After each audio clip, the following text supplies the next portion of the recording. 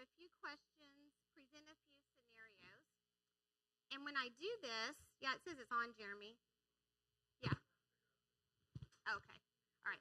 Am I good to just keep going? Okay. All right. So I'm going to read a few scenarios, ask you a few questions. And as I do this, I want you to think of a person that you would call in this situation. Okay? You don't have to yell it out, just in your head. Keep it in your head. You are flying back from California and you had a delay in your flight, which caused you to miss your connecting flight to Phoenix, and you arrive at OKC Airport at 2 a.m. 2 a.m. And you need a ride home. Who? Not family, not relatives, not Uber. Whose name comes to mind? Who would you call? You've just learned that you're pregnant. Unfortunately, you are married, so this is good news. And you're excited to share your news, but who? Not family, not relatives. Who would you call to share your good news? Or it's the 1st of October. It's OU Texas weekend. And someone gives you OU Texas tickets for the 50-yard line. And you can't invite family, you can't invite relatives. Who would you call? That one's me, right? Yes, that one's me. Or what about this one? You're at a low point in your life. You're discouraged, you're under a lot of stress. You really need to talk to someone about what's going on in your life. And it needs to be someone who really knows you, someone who really, really cares about you. If you were in a really low place, a place that was really dark, a place like that, who would you call? Not a family member, not a relative. Who would you call? Here's the last one. You've just won a 2-week all-expense paid trip cruise to the Caribbean. And if you're married, you get to invite another couple. And if you're not married, you get to invite a friend. So who would you want to go on the cruise with you? Not a family member, not a relative. Who would you call? Well, I've given you 5 questions or scenarios to consider. What names or name came to mind for you? Well, I have good news for you. Those names, those people, those are your people. Those are important people in your life. And if you have 1, 2, or 3 really good friends, you are successful. Well, today we're in part 1 of a 2-week series calling Love and Loyalty. And today we're going to focus on love. God's love, loving others, and loving yourself. Now, if a total stranger came up to you and said, "Can you explain to me what biblical Christianity is all about? Can you tell me what it is in one word?" What would you say? Turn to your neighbor and tell them. What would you say? One word. What is biblical Christianity all about? Got it? Well, actually, Jesus was asked that question, and he told others when he was asked, what is biblical Christianity all about? Do you know what Jesus said? It's all about love. He said, people, it's all about love. It's about loving God with all you've got. All you've got. It's about loving other people, and it's about loving yourself, but it is about love. In 1 Corinthians 13, the Apostle Paul put it this way. He said, when you strip it all down, when you get to the basics, these 3 things remain: faith, hope, and love. But the winner in a landslide is love. In Paul, it says, love people deeply from your heart. So the next time some random person asks you, what is the essence of Christianity? What's it all about? You simply say, it's all about love. Well, a few minutes ago, I gave you 5 scenarios or questions to kind of consider, to think about. Who would you call in that situation? Have you ever thought about circles in your life of people? Different people for different reasons, for different seasons. There's different circles of people in our lives. All of us have an outer circle of friends or acquaintances, don't we? And we know who these people are. They're generally low commitments, low investment type relationships. We don't put much into them. We don't get much back from them. Now, I don't think it would be an exaggeration to say or to argue that Jesus was the most the best relationally person that we've ever known. His outer circle was probably in the hundreds of thousands for his outer circle, just acquaintances, people that he came in contact with that he really didn't know. There were always people that wanting to get to know Jesus, right? But Jesus protected himself a little bit. If you read the Bible, it's pretty clear. Now, there were always people wanting his autograph, I'm sure on a tablet or something, things like that. But they wanted to get close to Jesus. That was just for me. Russ didn't even have that one. But, people drift in and out of the outer circle when circumstances change. Some people just aren't meant to stay with us through certain times in our lives. That's one thing I've learned a lot. You're nice to each other in the outer circle. You exchange pleasantries in the outer circle, but it's kind of more surface level type communication. Well, next is the middle circle. Now, while the outer circle people, they have almost no impact on the quality of your life, the middle circle people, they can make a big difference in your life. With these people, you've shown them who you are, you can depend on them, and they can depend on you. So, who was in the middle circle for Jesus? Do you know? Lazarus, Mary, Martha, and the 12 disciples, of course. That's who I would say would be in his inner circle. In Luke 22, we see a clear indicator of Jesus with the middle circle when it comes time for him to face his death on the cross. That's where we see it really big. And that's what we call the Last Supper. And Jesus openly tells them, it's really important to me to be with you at this time. I want you with me right now. Inner circle. These close-knit people, they were there for Jesus. Peter, James, and John. That was his inner circle. So Jesus didn't dismiss the other disciples. He didn't treat them badly. He didn't say, I don't care about you, I don't need you. He just said, I care about you and I need you, but I need these people. I need these people with me right now in my inner circle. So on the most tormented-filled night of Jesus' life, the night of the betrayal and the arrest, Jesus knew what was going to happen the next day, and so do you. The savage beating he would endure, the 30 lashes, the spikes driven through his hands and his feet, the culminating to his death. He was with all 12 disciples.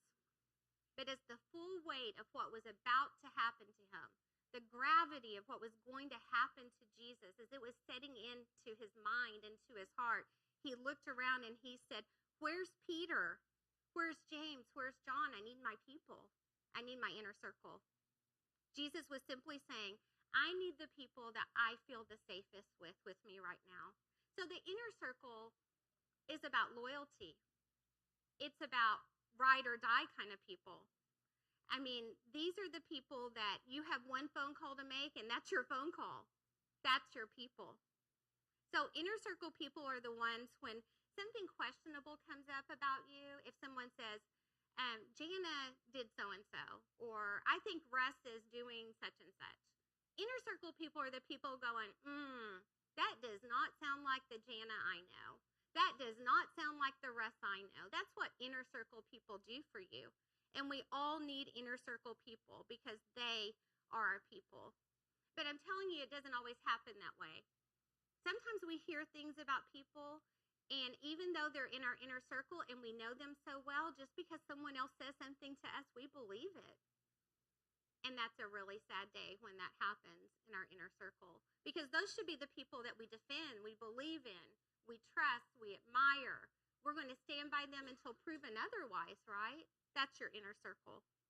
Now, let's look at the circles again. So far we've talked about who's in your outer circle, who's in your middle circle, and who's in your inner circle. But I have a really big question for you now. Where is God in your circle? Where's God? Is God in your outer circle? Is God in your middle circle? Or is God in your inner circle? I want to spend a little time thinking about that. If God is in your outer circle, that just means he's an acquaintance.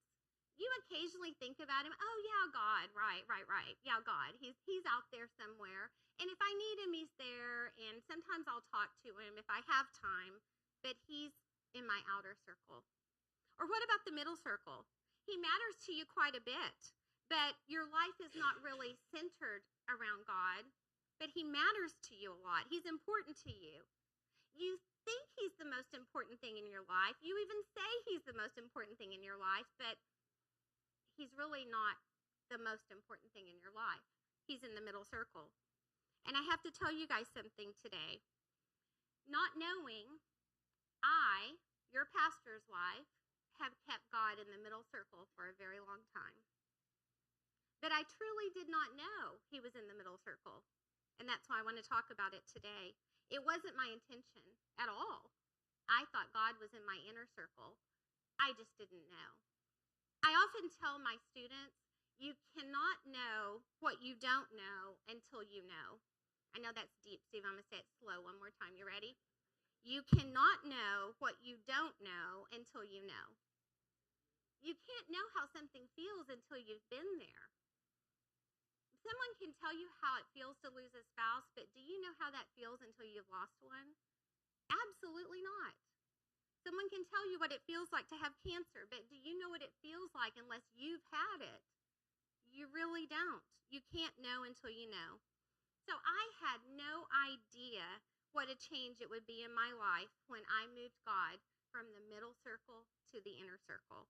And that's what I want for all of us here today. So most everyone here knows that my last 2 to 3 years have been really, really hard and really, really bad. And I've been challenged to the point of almost breaking. You know, I've been hurt to the point of almost breaking. I've cried to the point of no more tears. And I don't know if you've been there. I hope you haven't. It's not a good place to be. No more tears where nothing would really come out anymore. That kind of brokenness.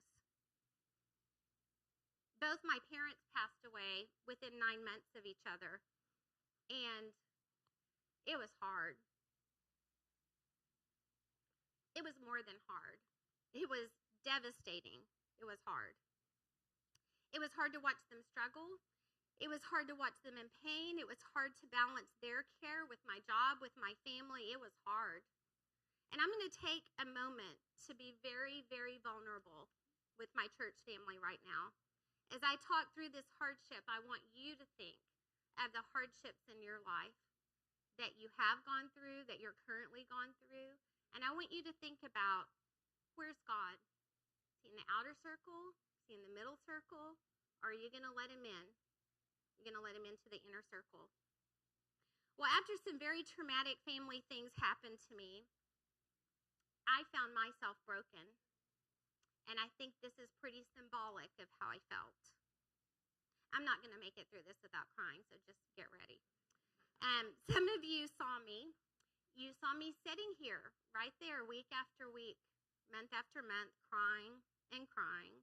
There were some Sundays I would drive up to the building, and I was ready to come in, and I just couldn't do it. I couldn't walk in, and it was just too much for me, that kind of hard. Russ would say, Jana, I don't know how to help you. I don't know what you need. And I would look at him and I would say, I don't know what I need.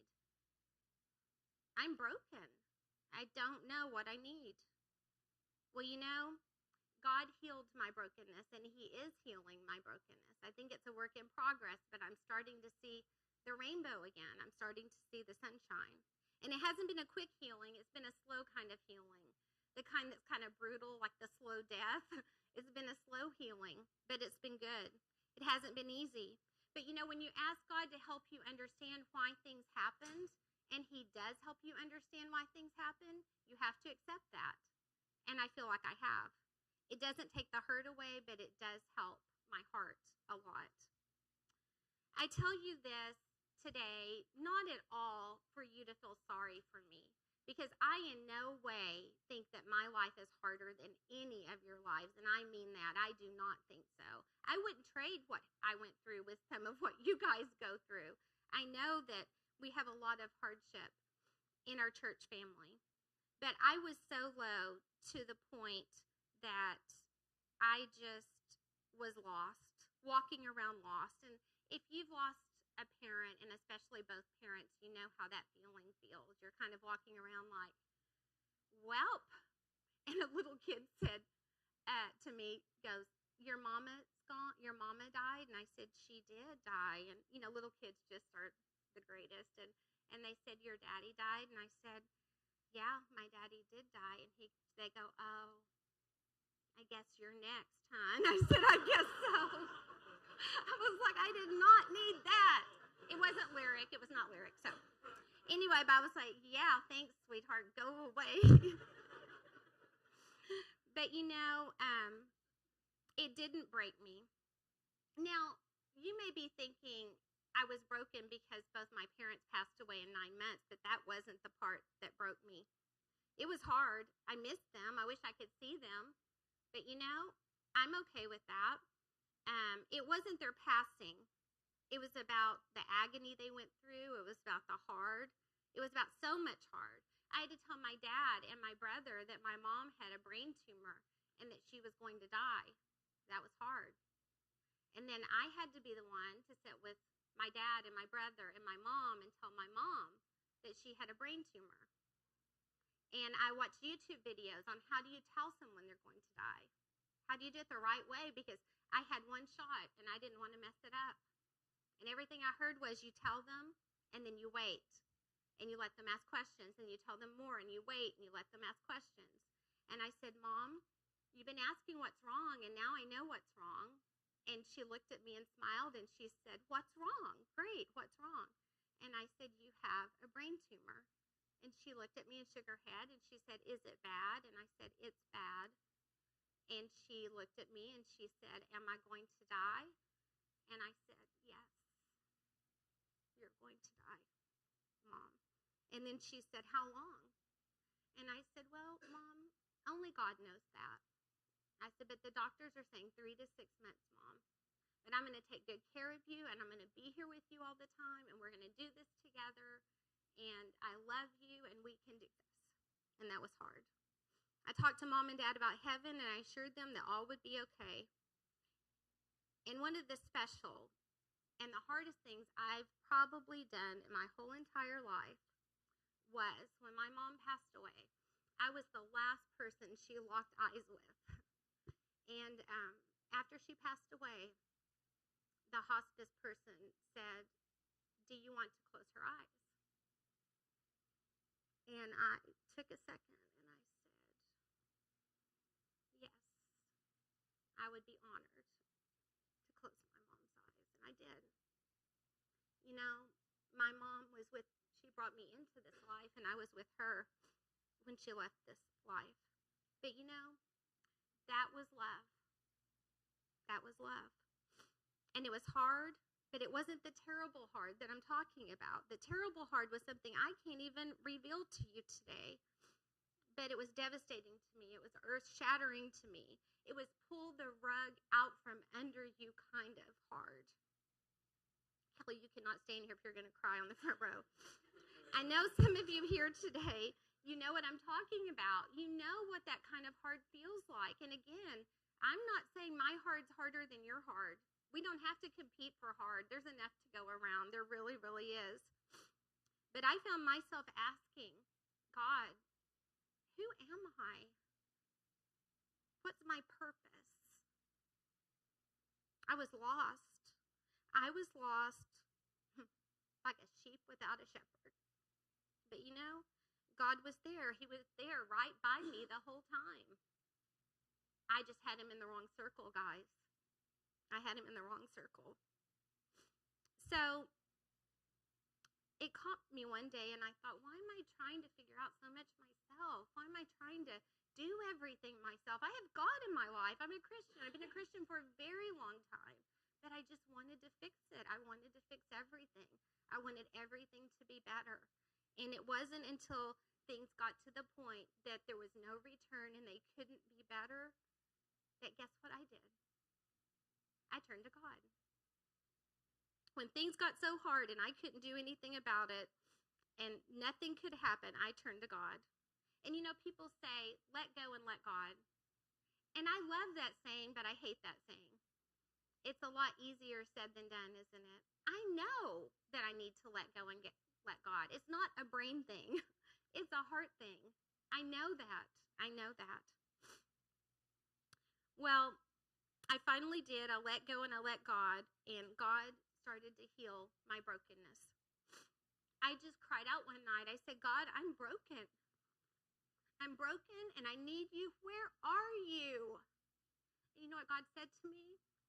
He said, Jana, I'm right here. I've always been right here. You had me in the wrong circle. You had me in the wrong circle.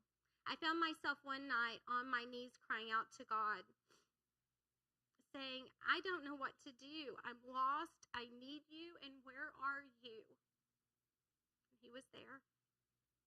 Am I glad life was so hard? Of course I am not glad. I'm a happy person. I like to have fun. I don't like hard. But you know what? I am so glad that good came out of bad. And I'm so glad that being broken put me back together. Being broken put me back together. Now I lost my place. You know, I just hope for you guys that you will learn from me, that you will protect your inner circle, and that God will be a part of your inner circle. So Seeker Church, learn from me. Put God in your inner circle. You know, I know many in our church family have gone through such difficult, heart-wrenching things. I mean, things like losing a job, not knowing where your income is going to come from next. Things like going through a divorce, a child being very, very ill, losing a spouse, or the loss of a child. I know many here have gone through and are going through some extremely difficult times. And to you, I say, God's there. God didn't move. God didn't leave you. You left him. And if you want God in your inner circle, he's ready. You know, people fail us. They do. We're all sinners and we all fail people. I have failed people. I failed people in this room. I failed myself. I failed my family. You have failed people. We all have. We're not perfect. But you know, when you fail people, you say you're sorry and you do better and you love on them, and that's God's way of moving forward. And I hope and pray that everyone here has a strong relationship with God. Because when the roof falls in, when the rug is pulled out from under you, who are you? Where do you turn?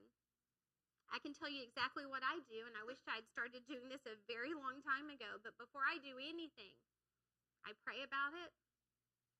I ask God about it. I think about it. And I run it by some people in my inner circle. And that's how I handle things. And I've worked very hard on my inner circle. I have different inner circles. Like I have a few little church friends, and I have some high school friends and some college friends, but I have little inner circles of people to do life with. And I've worked very hard on that. I'm urging you today to find your people, to find your circle. You know, that's what Jesus did. Jesus knew his circle. He found them. He hung out with them. He said, I'm going to be hanging on a cross tomorrow, guys, and today I need to be with my people. And that's what he did. Well, last spring, I had to go down to Mom and Dad's house to finish cleaning out all the stuff. My mom was so organized, so did it pretty quickly.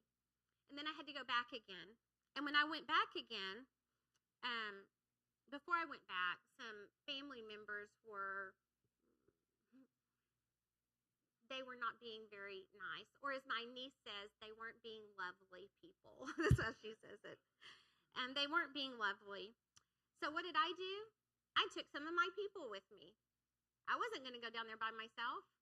So I took Kelly and I took Radonna and I took Kim and I said, will you go with me? Will you stand by me? Will you support me? Will you prop me up if I need it? And they all said, yes, yes, yes. And Radonna said, I will fight someone if you want me to. And I said, you know, I may need that. I'll let you know. But there's some of my people. And they did that for me during a really hard time. And you know why they did it for me? They love me. And I would do it for them.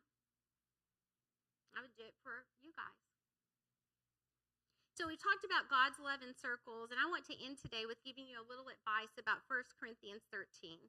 Now, of course, love has many different facets to it, And 1 Corinthians 13 defines love like this. It says, love is patient, love is kind, love is never jealous or envious, never boastful or proud, never haughty or rude. Love does not demand its own way. It's not irritable or touchy. It does not hold grudges, and it will hardly ever notice when others do it wrong. It's never glad about injustice, but rejoices whenever truth wins. So I bet most everyone in this room has heard of 1 Corinthians 13. You know, it's kind of like the wedding verse. We hear it, you know, a lot in churches. But I was at a memorial service yesterday, actually for Tony Craig's brother. Beautiful service. And Tony's brother did something, and I just thought, that is genius. So I stole it. So that's what I want to talk you through today.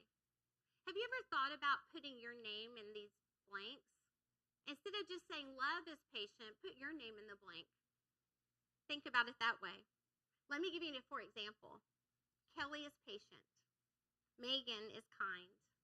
Katie does not envy. Kim does not boast. Jean is not proud. Paul does not dishonor others. Sean is not self-seeking. Emily is not easily angered. Theo does not keep records of wrongs. I picked Theo for that because he's 2 and he does not keep record of wrongs. I think the rest of us do periodically do that. Donna does not delight in evil but rejoices in truth. Russ always trusts. Terry always hopes. And Kathy always perseveres.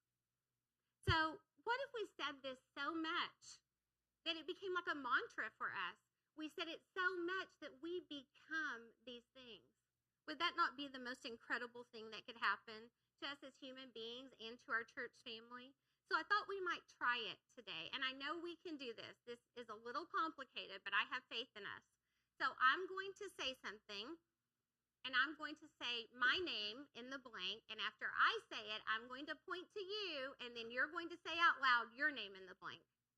Can we do this? Okay, here we go. I am a professor. We can do this. Okay.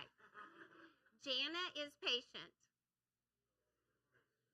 Okay, you can say it louder than that. Okay, for Russ on the live stream. Jana is kind. Jana does not envy. Jana does not boast. Jana is not proud. Jana does not dishonor others. Jana is not self-seeking. Jana tries not to be easily angered. Jana does not keep record of wrongs. Jana does not delight in evil, but rejoices with the truth. Jana always trusts. Jana always hopes. And Jana always perseveres. Good. That could be your mantra. How about it? Can you imagine, Seeker Church, if we did that, and when we ring in 2025, we're going, I'm a more loving person. Because this was on my bathroom mirror. This was my screensaver. And I repeated this every day, and I put my name in those blanks. And I want to challenge you guys to do it. I'm going to do it, and let's see what happens January 2025. Well, we started today with 5 questions of who would you call. And I have a few more, but I bet you're going to get these really easily, and then we're wrapping up. Remember that old movie, Ghostbusters? Do you remember that one? Okay, so see if you guys can help me with a little audience. You got to yell it, okay? Okay. If there's something strange in your neighborhood, who are you going to call? Ghostbusters. There, you can do it with the inflection. Come on. Okay. If there's something weird and it don't look good, who are you going to call? Ghostbusters. Yes. If you're seeing things running through your head, who are you going to call? Ghostbusters. I love this one. If you see an invisible man sleeping in your bed, who are you going to call? Ghostbusters. Well, I don't know about you, but I'm not going to call Ghostbusters. I'm going to call 911 God is who I'm going to call, and I'm going to run to my inner circle, and I'm going to find my people, because you know the Bible makes it clear that it's all about love, Love. So Seeker Church, let's make a pledge that we're going to be even a more loving church family. And we're going to do what 1 Corinthians says. We're going to make a pledge, a commitment to do it. You know what will happen if we do it? God will be honored. We will be happier. And we will be more Christ-like. And to me, that is a win, win, win. You know, this is love. Go back to the other one, Tina, please. Yeah. So this is mom, the next one. This is mom and dad, the one before. This is mom and dad on their wedding day. They were married 59 years. And this is mom and dad a few weeks before mom went to heaven. And when I look at this picture, this is love. This is it right here, guys. The next one. This is love. This is Megan with my dad. She took such good care of him. Dad wanted Megan to move in. Megan said, what about Tanner? And Dad would say, he'll be okay. And then there I am with Dad. This is love. When I see this picture, this is love. And then the last one. This one. This one. This is love. So as we wrap up today, I just want to encourage you guys. Don't wait until life gets hard. Don't wait until life gets hard to put God in your inner circle. It's going to be so much harder if you wait. Do it today.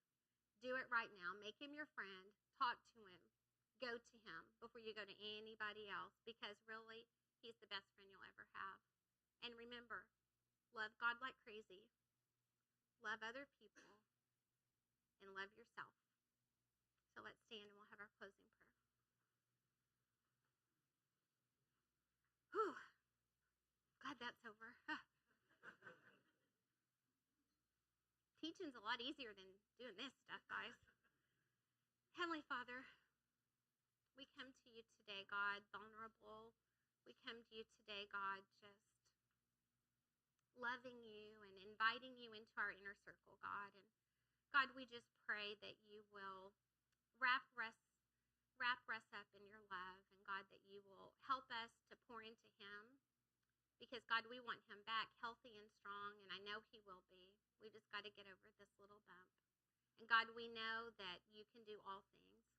And, God, I pray for our church family that you will strengthen us, that you will show us love, that you will show us how to treat each other, how to be good to each other, how to respond to each other. And, God, you know, you built us as believers to do this in fellowship and community with other people. And we're right here, God. Use us. Use us to help each other. And God, we just pray for this potluck, that this food will nourish our bodies. And thank you for all the hands that went into preparing this.